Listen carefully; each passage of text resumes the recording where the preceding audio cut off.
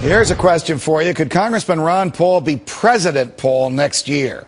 He's the best shot the Republicans have, says my next guest.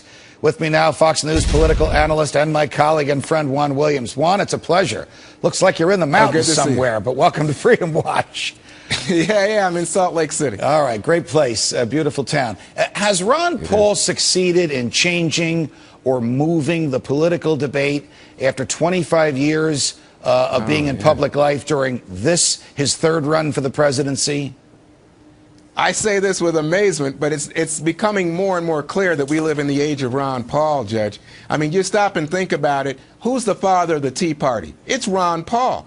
I mean, Ron Paul's the guy who began the conversation about debt, deficit, high taxes, government intrusion, and initially he was viewed as an extremist, an outsider in terms of the Republican establishment, somebody to be ignored. He's the guy that's from the start raised questions about U.S. involvement overseas in places like Iraq and Afghanistan. Right. He's raised questions about the drug policy. I just heard you talking about that guy getting arrested down in Louisiana and put away for life. He's been saying these things, and the Republican establishment has treated him like he's their loony uncle. Well, now, all of a sudden, guess what? Ron Paul, not only is he the father of the Tea Party that won the majority of the House for Republicans in the 2010 midterms, but he's the father of so much of the discussion about the budget, about the debt ceiling, about taxes right now. This is the age of Ron Paul. All right. Can he translate his having moved the debate into areas that he has been educating the public about for the past 25 years into votes? Stated differently,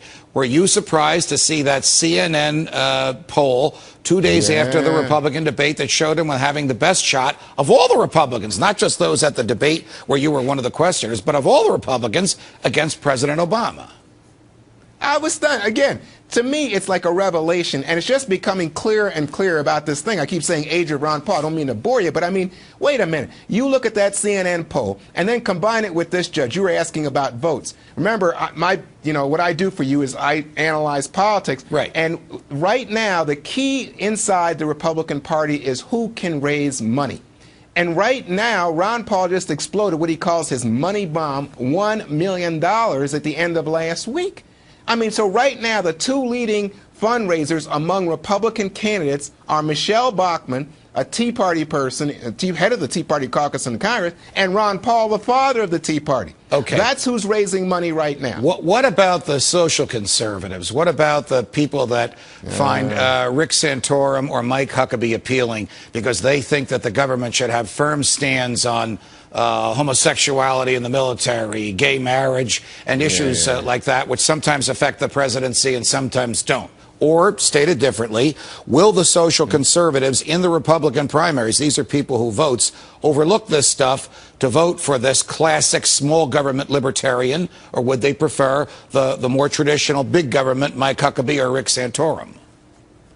Well, you know, let me just say, before I answer you directly, Judge, let me say that last week at the debate, and I think you were watching, did you see that moment when Ron Paul said he would legalize marijuana, cocaine, and heroin? Yes, and I saw the audience's reaction. Yeah, that's what I was going to tell the story, because to me, I'm sitting there, I can't believe it. He's got social conservatives in South Carolina applauding and saying, you know, what rational person is going to use heroin if they don't want to use heroin? This is the craziest policy. And not only did he do that, but then remember, he created a space on the stage for Gary Johnson, the former governor of New Mexico, to talk about legalizing marijuana, etc., and not to seem like he's some kind of crackpot. Now, that's in a Republican debate. That's moving the ball forward in terms of Republican policy in a way that nobody else has been able to, Judge. When do you think the Republican leadership, the old line establishment, which seems to play a major role in choosing whoever the nominee is, will start to take Congressman Paul seriously?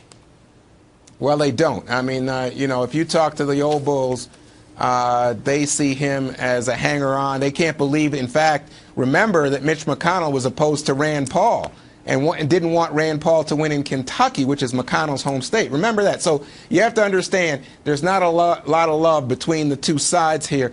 And when I said that bit to you about the money, the question is, do the big money people start to give some credibility to someone like Ron Paul when they see the CNN poll and see that he actually is outperforming the Palentis, outperforming the Gingriches, outperforming the Romneys, the Mitch Daniels?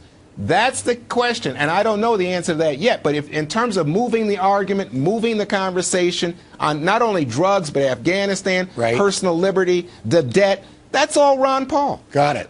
Juan, it's a pleasure. Enjoy yourself out in the mountains. Thanks for joining us. Good to see you, Judge. Why big government nannies